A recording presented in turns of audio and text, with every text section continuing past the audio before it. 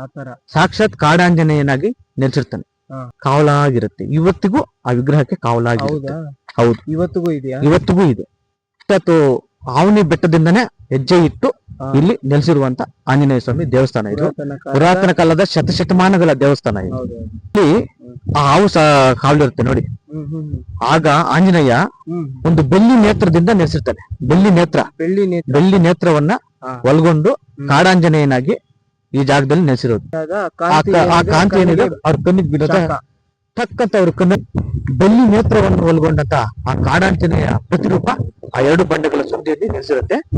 ಅಲ್ಲಿ ಆ ಸರ್ಪ ಕಾವಲಾಗಿ ಅಲ್ಲೇ ಇರುತ್ತೆ. ಇದರಿಂದ ಅವನ ಪುತ್ರ ಹನುಮಂತರು ಆದಿ ಹನುಮಂತರಾಯರು ಎಂಬ ಅವತಾರದಲ್ಲಿ ದರ್ಶನವನ್ನು ನೀಡ್ತಾರೆ. ಆ ವಿಗ್ರಹಕ್ಕೆ ಪಕ್ಕದಲ್ಲೇ ಸಮೀಪದಲ್ಲೇ ಒಂದು ದೊಡ್ಡ ಮರವಾಗಿ ನೆಲೆಸಿರ್ತಾರೆ. ಆ ದೇವಸ್ಥಾನ ಸಮೀಪದಲ್ಲೇ ಒಂದು ದೊಡ್ಡ ಊರು ಒಂದು ನಿರ್ಮಾಣವಾಗಿ ಆ ಊರಿಗೆ ಆಂಜನೇಯ ಮತ್ತು ಆ ಋಷಿ ಕಾರಣದಿಂದ ಹನುಮಂತಪುರ ಎಂಬ ಹೆಸರು ಸ್ಥಾಪನೆ ಆಗಿ ಇವತ್ತು ಕೂಡ ಅದು ಹನುಮಂತಪುರನೇ. ಅಲ್ಲೊಂದು ಊರು ಹನುಮಂತಪುರ ಅನ್ನೋ ಹೆಸರಿನಲ್ಲಿ ಆ ಊರು. ಆ ಮರ ಕೊಯ್ತಾ ಇರ್ಬೇಕಾದ್ರೆ ಆ ಮರದ ಬುಡದಲ್ಲಿ ರಕ್ತ ಬರ್ತಾ ಇರುತ್ತೆ. ಏನು ತಲೆ ಕಟ್ ಮಾಡ್ಬಿಟ್ಟು ಮರ ಹಾಕ್ಬಿಡ್ತಾರೆ. ಅವ್ರ ವಂಶದಲ್ಲಿ ಗಂಡು ಮಕ್ಳು ಅರ್ಧಾಯಿಸಿದ್ರು. ಇವತ್ತಿಗೂ ಕೂಡ ವಂಶನೇ ಸರ್ವನಾಶ ಆಗ್ಬೇಕು ಅಂತ ಆ ಮರ ಕೊಟ್ಟಿರುವ ಶಾಪಕ್ಕೆ ಇವತ್ತಿಗೂ ಅವರು ಬಲಿ ಆಗ್ತಾನೆ. ಎಪಿಸೋಡ್ 2 ಸ್ಟಾರ್ಟ್ ಆಗ್ತಿದೆ ಫ್ರೆಂಡ್ಸ್, ಫುಲ್ ವಾಚ್ ಮಾಡಿ, ಸಬ್ಸ್ಕ್ರೈಬ್ ಮಾಡಿ. ನಂತರ ಒಂದು ದಿನ ಏನಾಯ್ತಂದ್ರೆ ಈ ಸ್ವಾಮಿ ಸ್ವಾಮಿ ದೇವಸ್ಥಾನದ ಒಳಗಡೆ ಅವಳ ಬೆಳ್ಳಿ ನೇತ್ರನ ಮತ್ತೆ ಆ ವಿಗ್ರಹದ ಕೆಳಗಡೆ ನಿಧಿ ಬಂಗಾರ ಇದೆ ಅಂತ ಕೆಲವರು ಕಳ್ಳರು 3 ಜನ ಕಳ್ಳರು ಬಂದು ಆ ದೇವಸ್ಥಾನನ ಬೀಗ ಹೊಡೆದ್ಬಿಟ್ಟು ಆ ಸ್ವಾಮಿ ವಿಗ್ರಹನ ಸ್ವಲ್ಪ ಕದ್ಲಿಸ್ತಾರೆ. ಇವತ್ತಿಗೂ ಸ್ವಲ್ಪ ವಿಗ್ರಹ ಕದ್ಲಿತರನೇ ಇದೆ. ಕದ್ಲಿದೆ. ಆ ಬೆಳ್ಳಿ ನೇತ್ರನ ಮತ್ತೆ ಈ ಗೋಪುರದ ಮೇಲೆ ಒಂದು ಕಲಶ ಇರುತ್ತೆ, ಕಲಶ ಇಟ್ಟಿದ್ರು. ಆಗ ಆ ಕಲಶನ ಕಳ್ತನ ಮಾಡ್ಬಿಡ್ತಾರೆ. ಆ ಕಳ್ತನ ಮಾಡ್ಕೊಂಡು ಆ ದೇವಸ್ಥಾನದ ಆಚೆಗೆ ಬಂದು ಸ್ವಲ್ಪ ದೂರ ಹೋಗಿದ್ದಾರೆ ಅಷ್ಟೇ. ಅಲ್ಲೇ ರಕ್ತ ಕಕ್ಕೊಂಡು ಸತ್ತೋಗಿರ್ತಾರೆ. 3 ಜನನು ರಕ್ತ ಕಕ್ಕೊಂಡು ಸತ್ತೋಗಿರ್ತಾರೆ. ಇದು ಒಂದು ನಿಜವಾಗಿ ನಡೆದಂತ ಘಟನೆ. ಇದು ಈ ಸ್ವಾಮಿ ಇದರಲ್ಲಿ ನಿಜವಾಗ್ಲೂ ನಡೆದಂತ ಘಟನೆ ಇದು. ಇವತ್ತಿಗೂ ಕೂಡ ಸತ್ಯ ಇದೆ. ನಂತರ ಮತ್ತೆ ಇಲ್ಲಿ ಇದಿದೆ ನೋಡಿ, ತೀರ್ಥ ಕೋನೇರಿ. ಈ ನೀರು ಕೂಡ ತುಂಬಾ ಪವಿತ್ರವಾದದ್ದು. ಅಮ್ಮ ಇದು ಕುಡಿಬಹುದು. ಸಂಜೀವಿನಿಗೆ ಕೆಲಸ ಮಾಡತ್ತು, ಆ ತರ ಕೆಲಸ ಮಾಡತ್ತೆ. ಅಂದ್ರೆ ಆ ದೇವರು ಹೌದು, ದೇವ್ರಿಗೆ ಇದೇ ನೀರಿನಲ್ಲಿ ದೇವ್ರನ್ನ ಅಭಿಷೇಕ ಮಾಡೋದು. ಇನ್ನ ನಾವು ನಮ್ಮೂರಲ್ಲಿ ಪಕ್ಕದೂರಲ್ಲಿ ಇದು ಊರುಗಳಲ್ಲಿ ಕಾವಡಿಗಳಾಗ್ಬೇಕಂದ್ರೂ ಕೂಡ ಇಲ್ಲೇ ಬಂದು ಅಭಿಷೇಕ ಎಲ್ಲಾ ಮಾಡ್ಕೊಂಡು ಹೋಗ್ತಾರೆ. ಅಂದ್ರೆ ಈ ನೀರ್ನ ಕುಡಿಬಹುದು, ಅನುಮಾನ ಇಲ್ಲದೆ ಕುಡಿಬಹುದು, ಆರಾಮಾಗಿ ಕುಡಿಬಹುದು. ಇನ್ನೊಂದು ಪವಾಡ ಏನಂದ್ರೆ ಇಲ್ಲಿ ಗರುಡದೇವ ಪ್ಲಸ್ ಸೀತಾ ರಾಮ ಲಕ್ಷ್ಮಣ ಸಮೇತ ಆ 3 ಜನ ಇಲ್ಲೇ ನೆಲೆಸಿದ್ದಾರೆ, ದೇವಸ್ಥಾನದಲ್ಲಿ ನೆಲೆಸಿದ್ದಾರೆ. ಹೌದು, ಖಂಡಿತ ಇಲ್ಲೇ ನೆಲೆಸಿದ್ದಾರೆ. ಸಾಕ್ಷಾತ್ ಪಾವನ ಪುತ್ರ ಹನುಮಂತನ ಜೊತೆ ಗರುಡದೇವನು ಇದ್ದಾರೆ. ಲಕ್ಷ್ಮಿ ಸೀತಮ್ಮ, ಲಕ್ಷ್ಮಣ, ರಾಮನ ವಿಗ್ರಹಗಳು ಕೂಡ ಇದೆ. ಅವ್ರ ದರ್ಶನ ಕೂಡ ಇಲ್ಲಿ ಬಂದು ನಾವು ಪಡಿಬಹುದು. ಗರುಡದೇವನು ಅವ್ರ ದರ್ಶನ ಕೂಡ ನಾವು ಇಲ್ಲಿ ಅಂದ್ರೆ ಅವ್ರದ್ದೇನಾದ್ರು ಅದು ಒಂದು ವಿಶೇಷವಾದ ಕಥೆ ಇದೆಯಾ? ಆತರ ಕಥೆ ಅಂತ ಏನೂ ಇಲ್ಲ. ಈ ಅತ್ರಿ ಮಹರ್ಷಿಯವರು ಅಲ್ಲಿ ಸ್ಥಾಪನೆ ಮಾಡಿದಾಗ ಹನುಮಂತನ ಭಕ್ತಿಯಿಂದ ಹನುಮಂತನ ಭಕ್ತಿಗೆ ಮೆಚ್ಚಿ ಹನುಮಂತ ಇದು ಸೀತಾರಾಮ ಅವರು ಬಂದು ಇವಾಗ ನಾವು ದಕ್ಷಿಣ ಕಾಶಿ ಅಂತ ಲವಕುಶರ ಜನ್ಮಸ್ಥಳ ಆದಂತ ಆವನಿ ಬಲಿ ಆವನಿ ಹತ್ರ ಬಂದು ಆ ಸೀತಾಮಾತೆ ಅಲ್ಲಿ ನಡೆದಿರುವಾಗ ಆಗ ಬಂದು ಇಲ್ಲಿ ಅವರು ದರ್ಶನ ಪಡಿತಾರೆ. ಯಾರು? ಲಕ್ಷ್ಮಿ ಇದು ಸೀತಾಮಾತಾ, ರಾಮ, ಲಕ್ಷ್ಮಣ ಬಂದು ಇಲ್ಲಿ ಅವರ ಹನುಮಂತನ ದರ್ಶನ ಪಡೆದು ಅವರು ಇಲ್ಲಿ ನೆಲೆಸಿರ್ತಾರೆ. ಪ್ಲಸ್ ಗರುಡದೇವ ಕೂಡ ಹನುಮಂತನ ಆ ಪ್ರತಿರೂಪವನ್ನ ನೋಡಲು, ಆ ಬೆಳ್ಳಿ ನೇತ್ರವನ್ನು ನೋಡಲು ಬಂದು ಇಲ್ಲಿ ವೀಕ್ಷಣೆ ಮಾಡಿ ಅವರು ಕೂಡ ಇಲ್ಲಿ ನೆಲೆಸಿರೋದು. ಹೌದು, ತುಂಬಾ ಅದ್ಭುತವಾದ ಸ್ಟೋರಿ, ತುಂಬಾ ಇಂಟ್ರೆಸ್ಟಿಂಗ್ ಆಗಿದೆ. ಹೌದು, ಸಾಕ್ಷಾತ್ ಇದು ಶತಮಾನಗಳ ದೇವಸ್ಥಾನ. ಇದು ರಾಮನ ಕಾಲದಲ್ಲಿ ಸಾಕ್ಷಾತ್ ಆಂಜನೇಯ ಸ್ವಾಮಿನೇ ಹೆಜ್ಜೆ ಇಟ್ಟು ನೆಲೆಸಿರುವಂತ ತುಂಬಾ ಪುರಾತನ ಕಾಲದ ದೇವಸ್ಥಾನ ಇದು. ಆದ್ರೆ ಹಾ. ಒಂದು ನೋವೇನಂದ್ರೆ ಹಾ. ಈ ದೇವಸ್ಥಾನ ಅಭಿವೃದ್ಧಿಗೆ ಯಾರು ದಾನಿಗಳು ಮುಂದಾಗ್ತಾ ಇಲ್ಲ. ಅದೊಂದು ನೋವು ಕಾಡ್ತಾನೆ ಇದೆ. ನಾವು ಬರ್ತಾ ಇರ್ತೀವಿ, ಹೌದು ಇಲ್ಲಿ ವಿಸಿಟ್ ಮಾಡ್ತಾ ಇರ್ತೀವಿ, ಹೌದೌದು. ಆ ಸ್ವಾಮಿ ದರ್ಶನ ಪಡ್ತಾ ಇರ್ತೀವಿ, ಪೂಜಾ ಪೂಜಾ ಕಾರ್ಯಕ್ರಮಗಳೆಲ್ಲ ಬರ್ತಾ ಇರ್ತೀವಿ. ಹೌದು. ಆದ್ರೆ ಒಂದು ನೋವು ಹ್ಮ್. ಇದ್ರ ದೇವಸ್ಥಾನದ ಅಭಿವೃದ್ಧಿ ಆಗ್ತಾ ಇಲ್ಲ ಅಂತ ಒಂದು ನೋವು ಮಾತ್ರ ಆ ಕೊರಗು ಮನಸ್ಸಲ್ಲಿ ಹಂಗೆ ಹೌದು. ಉಂಟ್ಕೊಂಡ್ಬಿಟ್ಟಿದೆ. ಏಕೆ ಅಂತಂತಂದ್ರೆ ಸಾಕ್ಷಾತ್ ಹನುಮಂತನೇ ಶ್ರೀರಾಮ, ಸೀತೆ ಮಾತೆ, ಇವರು ಗರುಡಾಂಜನೇಯ ಪ್ರತಿಯೊಬ್ರು ಪ್ರತಿಷ್ಠಾಪನೆ ಆಗಿ ಅಂದ್ರೆ ಏನು ಅಂತಂದ್ರೆ ಸಾಕ್ಷಾತ್ ಹೋರಾಡಿರೋ ಭೂಮಿ ಇದು. ಹೌದು, ಭೂಮಿ ಇದು ಸ್ಥಳ. ಭೂಮಿ ಇದೆ, ಭೂಮಿನೇ ಇದು. ಮೊನ್ನೆ ಒಂಥರ ಹಾ, ಸಂಜೀವನಿ ತರ ಇದು ಹಾ, ಈ ಹಾ, ಮಣ್ಣು. ಹೌದು, ಹೌದು. ಸಾಕ್ಷಾತ್ ಆ ದೇವರುಗಳೇ ನೆಲೆಸಿರ್ತಕ್ಕಂತ ಹೌದು. ಸ್ಥಳ, ಸ್ಥಳ. ದೇವಸ್ಥಾನ. ಹ್ಮ್. ಹೌದು. ಮತ್ತೆ ಇನ್ನೇನಾದ್ರೂ ವಿಶೇಷ ತುಂಬಾ ಏನಾದ್ರೂ ಇದ್ರೆ ಸ್ವಲ್ಪ ಎಕ್ಸ್ಪ್ಲೇನ್ ಮಾಡಿ. ಹಾಗೆ ವೀಕ್ಷಕರಿಗೆ ಎಲ್ಲಿರೋದು ಯಾವ ತರ ಅಂತ ಸ್ವಲ್ಪ ಎಕ್ಸ್ಪ್ಲೇನ್ ಮಾಡಿ. ಹಾಗೆ ಎಲ್ಲಿ ಸರಿಯಾಗಿ ಬರುತ್ತೆ ಈ ದೇವಸ್ಥಾನ ಮತ್ತು ಶ್ರೀರಾಮ ಲವಕುಶ ಜನ್ಮಸ್ಥಳ ಭಾಗಗಳನ್ನ ಸ್ವಲ್ಪ ವಿವರಿಸ್ಕೊಡಿ. ಇದು ದೇವಸ್ಥಾನ ಬಂದು ಆವನಿ ಮಾರ್ಗದಲ್ಲಿ ಹ್ಮ್. ಹನುಮಂತಪುರ ಎಂಬ ಗ್ರಾಮದ ಗೇಟ್ ಬಳಿನೇ ಇದು ದೇವಸ್ಥಾನ ನೆಲೆಸಿರೋದು, ಪ್ರತಿಷ್ಠಾಪನೆ ಆಗಿರೋದು, ನೆಲೆಸಿರೋದೆಲ್ಲ. ಓಕೆ. ಸಾಕ್ಷಾತ್ತು ಸೀತಾಮಾತೆ ಪೂಜೆ ಮಾಡಿದಲ್ಲಿ ಇಲ್ಲಿ ಬಂದು ಪೂಜೆ ಮಾಡಿರುವಂತ ದೇವಸ್ಥಾನ ಇದು. ಸಾಕ್ಷಾತ್ತು ಸೀತಾಮಾತೆ ಬಂದು ಪೂಜೆ ಮಾಡಿರುವಂತ ದೇವಸ್ಥಾನ ಇದು. ಹಾ. ಸೀತಾಮಾತೆ ವನವಾಸದಲ್ಲಿರುವಾಗ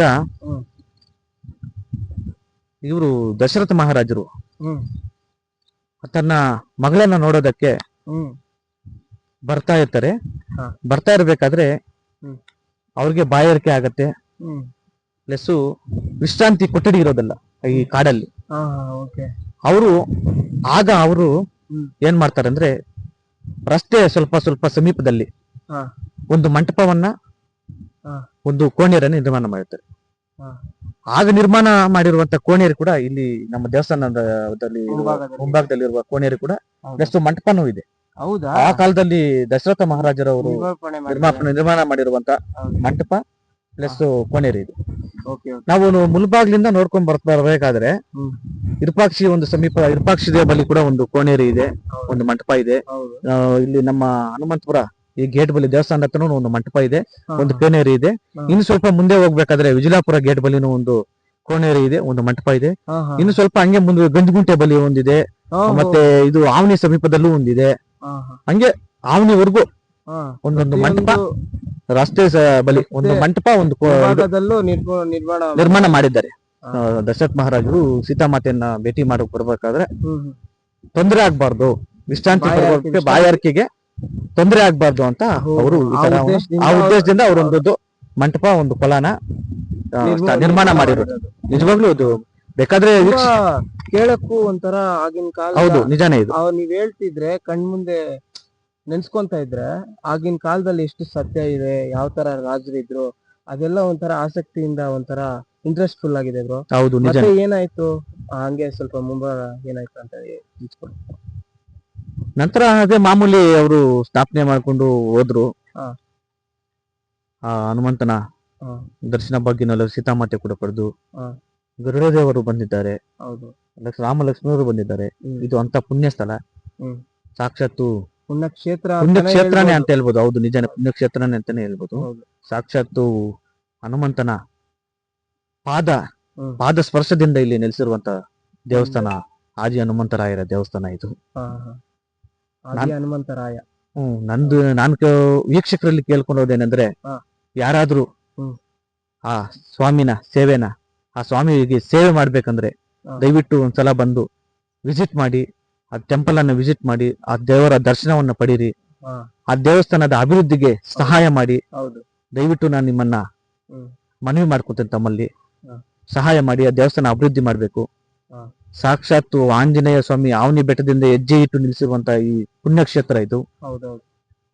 ದಯವಿಟ್ಟು ಯಾರಾದ್ರೂ ದಾನಿಗಳು, ಭಕ್ತಾದಿಗಳು ಬಂದು ದರ್ಶನ ಮಾಡಿ ಆ ದೇವಸ್ಥಾನ, ಆ ಸೇವೆ, ಭಗವಂತನ ಅಭಿವೃದ್ಧಿಗೆ ಸಹಾಯ ಮಾಡ್ಬೇಕೆಂದು ತಮ್ಮಲ್ಲಿ ಮನವಿ ಮಾಡಿಕೊಳ್ಳುತ್ತಾ ನನ್ನ ಮಾತುಗಳನ್ನು ಮುಗಿಸ್ತಾ ಇದ್ದೀನಿ. ಜೈ ಶ್ರೀರಾಮ್. ಜೈ ಶ್ರೀರಾಮ್ ಬ್ರೋ. ಮತ್ತೆ ಇನ್ನ ಏನಂತಂದ್ರೆ, ಇಲ್ಲಿ ನಮ್ಮ ಈ ಹನುಮಂತಪುರ ಮತ್ತು ಲವಕುಶ ಜನ್ಮಸ್ಥಳ ಮತ್ತು ಸಾಕ್ಷಾತ್ ಶ್ರೀರಾಮ ಮತ್ತು ಸೀತಾದೇವಿ ಬಂದು ನೆಲೆಸಿರ್ತಕ್ಕಂತ ಸ್ಥಳ ಅಂತ ಹೇಳ್ಕೊಂಡ್ ಬಂದ್ರೆ, ಮತ್ತೆ ಈ ಸ್ಥಳ ಎಲ್ಲಿ ಬರುತ್ತೆ, ಯಾವ ತರ ಅಂತ ಸ್ವಲ್ಪ ವಿವರಗಳನ್ನ ಹೇಳಿದ್ರೆ ಭಕ್ತಾದಿಗಳು ಸ್ವಲ್ಪ ಬಂದು ದರ್ಶನ ಮಾಡೋ ಒಂದು ಅವ್ರಿಗೂ ಒಂದು ಅನುಕೂಲವಾಗುತ್ತೆ. ಸ್ವಲ್ಪ ಹೇಳ್ಕೊಡಿ. ಇದು ಬಂದು ಮುಲ್ಬಾಗಿಲಿನಿಂದ ಆವನಿ ಶಾಪುರ್ ಬಸ್ ಮಾರ್ಗದಲ್ಲಿ ಬರುತ್ತೆ. ಇದು ಆವನಿ ರೂಟ್ ಅಲ್ಲೇ ಬರುತ್ತು ಹನುಮಂತಪುರ ಎಂಬ. ಆವನಿಯಿಂದ ಸುಮಾರು ಒಂದು 10 ಕಿಲೋಮೀಟರ್ ದೂರದಲ್ಲಿ ಇದು ಟೆಂಪಲ್ ಇರೋದು.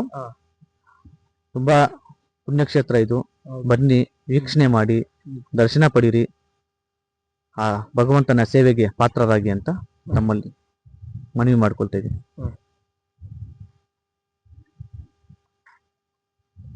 ಸರಿ ಸ್ನೇಹಿತರೆ, ಇಷ್ಟೆಲ್ಲ ನಮ್ಗೆ ವಿವರಿಸ್ಕೊಟ್ಟಂತಹ ನಮ್ಮ ಚರಣ್ ಅಣ್ಣ ಅವ್ರಿಗೆ ತುಂಬಾ ಧನ್ಯವಾದಗಳನ್ನ ಹೇಳ್ಬೇಕು. ಯಾಕಂತಂದ್ರೆ ಪ್ರತಿಯೊಬ್ಬರಿಗೂ ತಿಳಿಬೇಕು ಅಂತ ಒಂದು ಉದ್ದೇಶದಿಂದ ಅವರು ಫಸ್ಟೇ ಮಾತಾಡಿರ್ತಾರೆ.